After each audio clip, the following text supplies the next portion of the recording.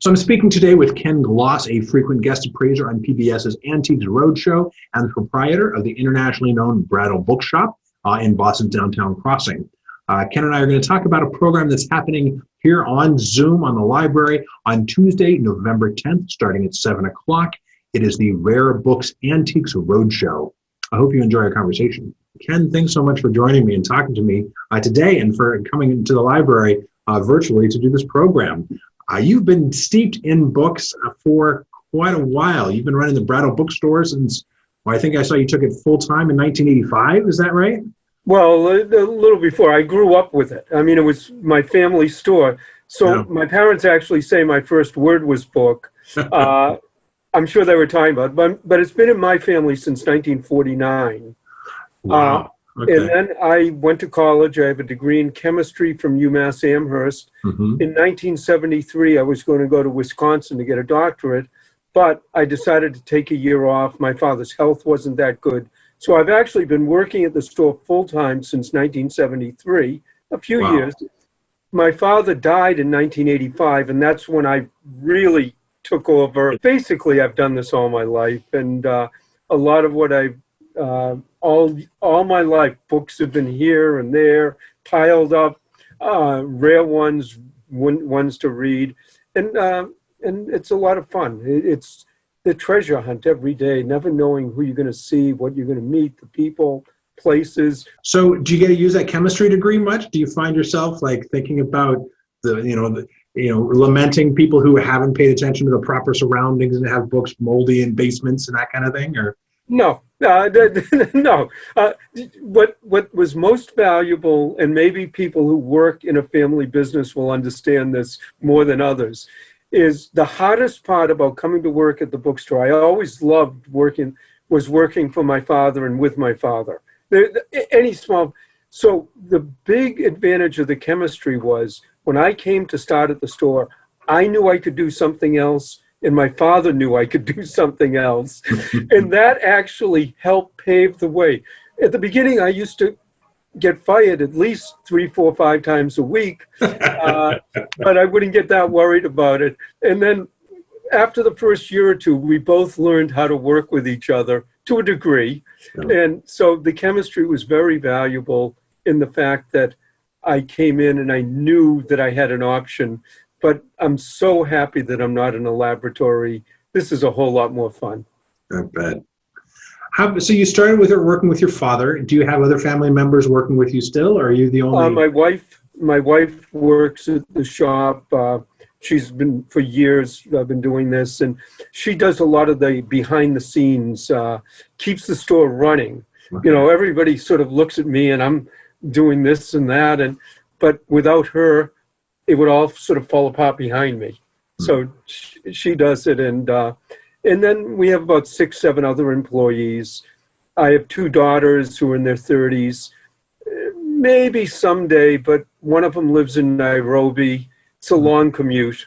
And the other one... That's a bit easier by Zoom, but still. Easier. And the other one has a 4-month-old baby. But we'll see. We'll see what happens.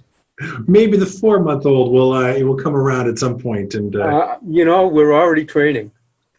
Yeah, and it's never too early to start with board books and start reading on the lap. So one of the great joys when my daughters were younger, and I'm hoping with my grandson, it was reading to them. I actually read to the older daughter until she was 12 or 13, till finally we were a little too old for her. But that was one of my great joys, and both of them liked books and reading, and maybe that was part of it.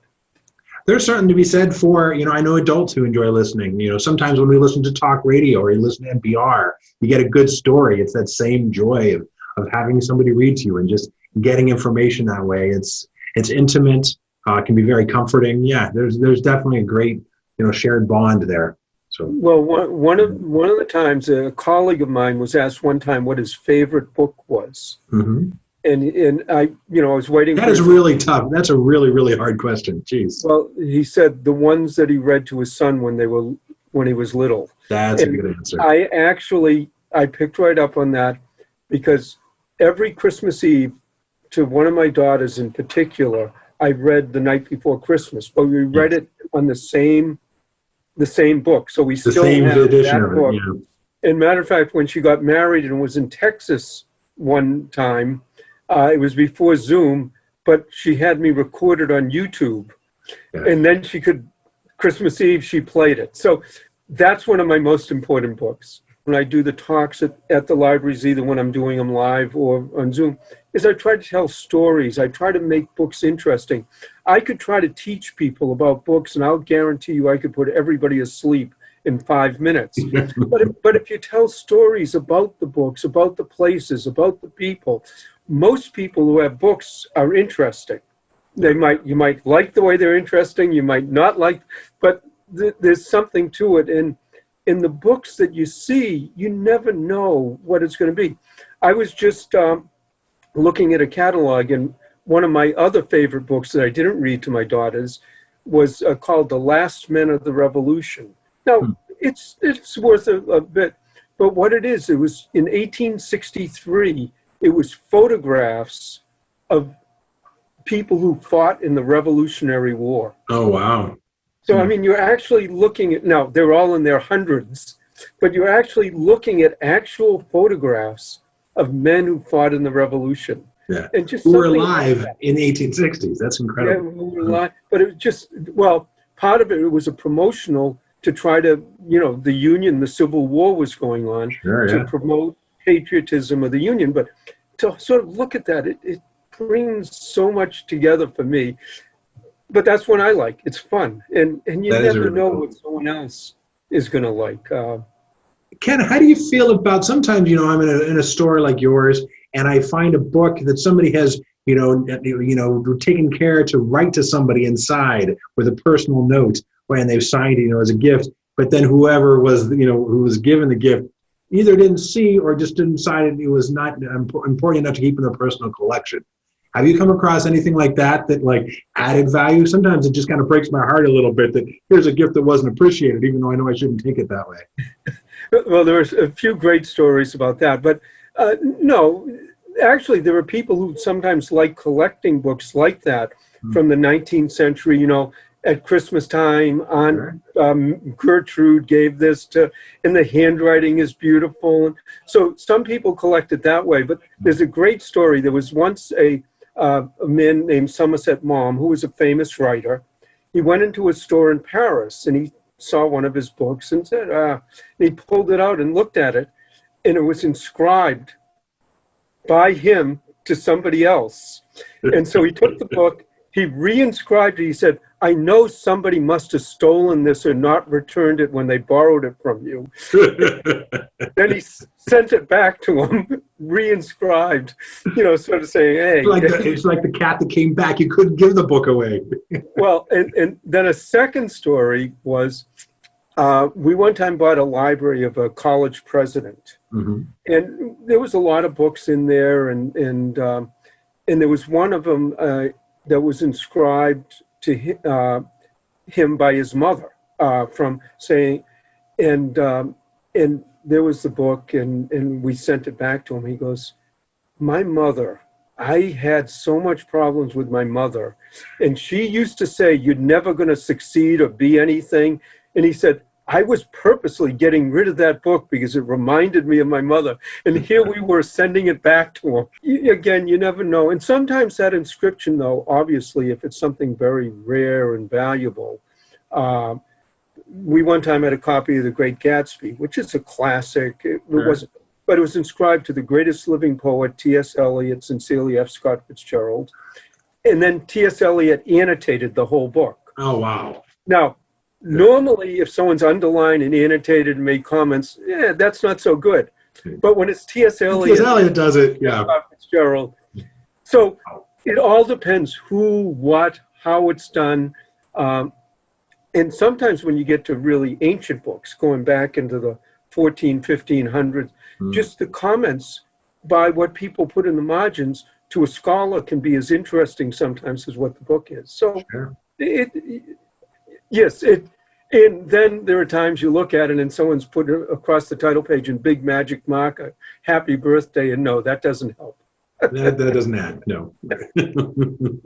One of the things when I was doing talks live people at the end would bring books in and we do the appraisals. It's a lot harder to do, although I'm sure there'll be a question and answer period at the end. Absolutely. If somebody wants to hold up a book, I can try, but people are also very welcome to send pictures or call, and we can do a lot of appraisals either by phone or image or whatever. I'm still happy to do it and give a quick verbals.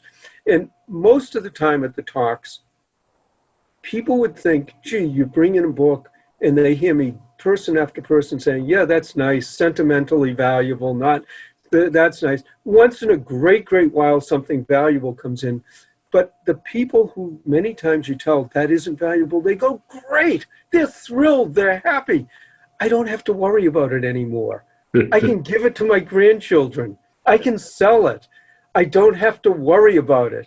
And you no longer have responsibility for this object. Yeah. Yeah, exactly. And so you'd think when you tell them, it's not that valuable, they'd be disappointed. More often than not, they're absolutely thrilled. I can read it now.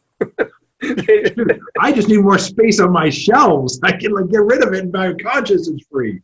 Well, that's another whole thing that we one time we had a customer who worked in public relations, and booksellers were trying to sell more books. Right. And one of the ways he promoted it is he went to architects and said, a house has more prestige if it has a library and bookshelves.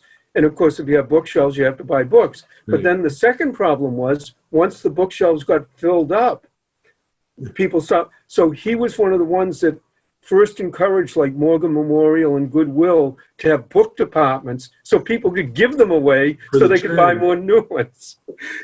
So, you know, but many times we go into houses and people have very neat shelves. Other times it's literally you almost have to climb over or step over.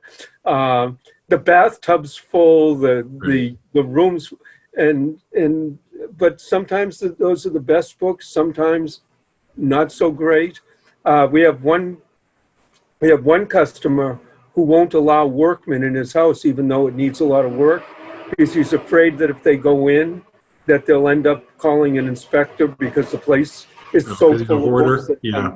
So I do encourage people to keep those that they find most, that's good to have on hand. I know some people who, can't imagine getting rid of a book. And I think, I've certainly seen shelves where the amount of books that anybody's going to actually pay attention to are crowding out the ones that people are paying attention are being crowded out by a whole bunch of stuff that people just are not, are just not of high value. And so it's important to figure out what is of value to you, and that's different for each of us. But helping people let go, I think, is really, I have tons of, as you can, I've got tons of books here. I got overflow from my house, I think, behind me, because there were certain, but that's a professional collection. I got to bring it in. If you have space, it gets filled.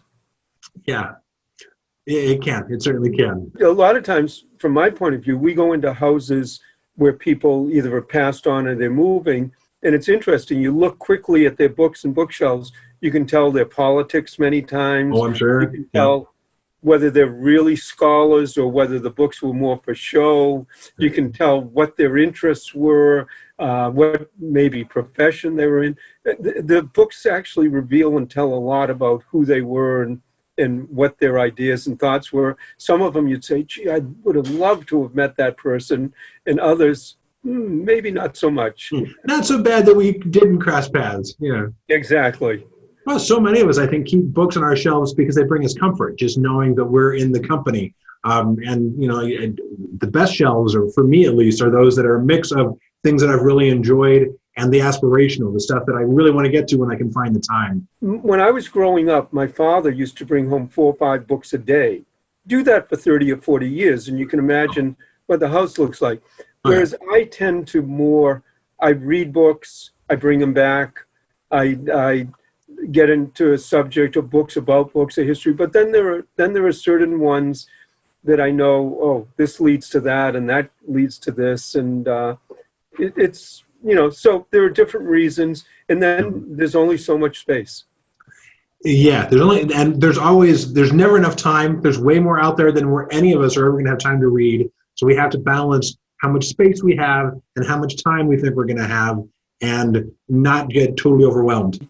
It's like one day I might be going to someone's collection that has, books on railroads. Another time they might have been a nuclear physicist. No. Another time they might have been a famous historian or writer.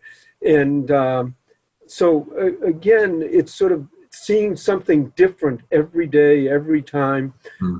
I have to admit the time now is a little more challenging for a retail business, to say the least. Sure. But, we're determined to get through all of this. But we still go out to I was just up in Stowe, Vermont last week, bought 4,000 books. Just before we went on to tape this, I got a call from Provincetown. Someone sounds like they have an interesting collection. So in a few days, I'm going to drive down to Provincetown. That's sort of what I do day to day. And my wife says, I only work half a day, 12 hours. I get in early in the morning. I work the day. And when I do talks like I'm going to do at the library, it's even a little bit longer. But it's fun to talk to people about books. It's fun to see them, to see what their questions are, see what they have to be interested in.